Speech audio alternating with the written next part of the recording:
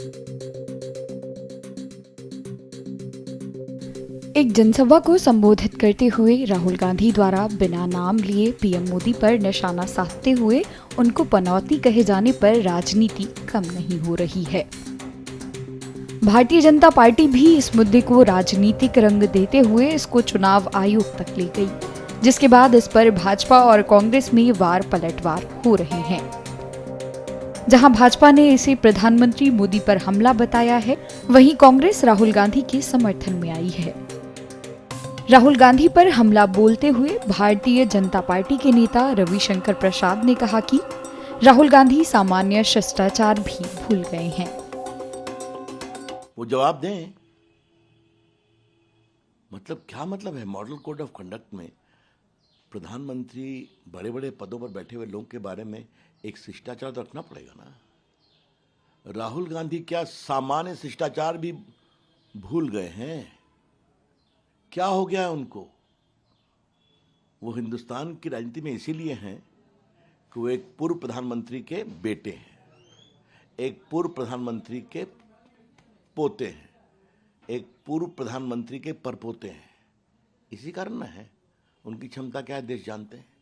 तो प्रधानमंत्री के वंशावली में आने पर जो दावा करते हैं राजनीति करने का, वो प्रधानमंत्री के बारे में ऐसे घटिया शब्दों का प्रयोग करेंगे, शर्मनाक शब्दों का प्रयोग करेंगे। बहुत पीड़ा होती है।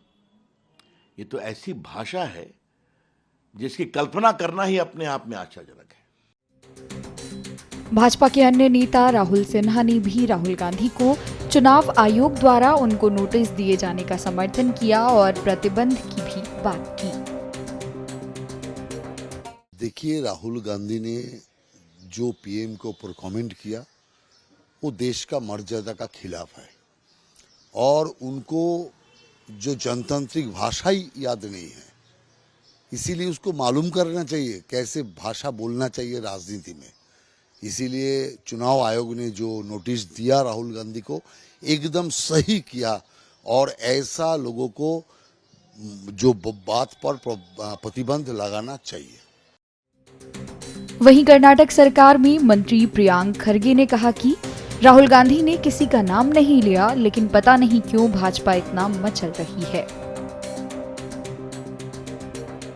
See, he did not mention anybody's name. Okay, he just said Panauti. So if people think that the Prime Minister is Panauti, then it is up to them. No, even maybe वो उनकी दिल की बात सबकी जबान पर आ गई है। अभी क्या कर सकते हैं? अभी ना उन्होंने प्रधानमंत्री का नाम लिया, ना उन्होंने किसी और का नाम लिया। पनौती बोलते ही बीजेपी क्यों इतना मचल रही है? Now election commission given notice to Rahul. EC, ED, IT, CBI, we're all used to it by now. It's been 10 years. We are used to it. We would be surprised if they did not give us.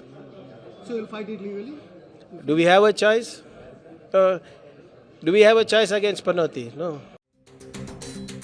वहीं महाराष्ट्र में उद्धव बालासाहब गुट के सांसद संजय राउत ने कहा कि 2014 से ही इस देश को पनौती की पीड़ा शुरू हो गई है।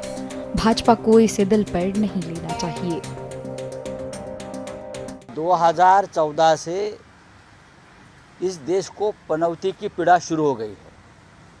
ये किसी व्यक्ति के बारे में हम नहीं बोल रहे और भारतीय जनता पक्ष ने ये दिल पर नहीं लेना चाहिए।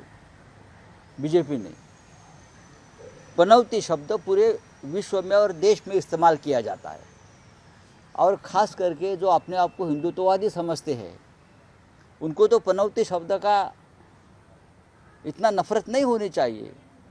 अपने हिंदुत्व के कोश में पनौती शब्दों को बहुत महत्व है, आपको मालूम नहीं? आप नेपाल में जाइए, आप बनारस में जाइए, आप समझ लीजिए पनौती का अर्थ क्या है और बाद में ये सब FIR वगैरह लॉन्च करने का काम कर लीजिए।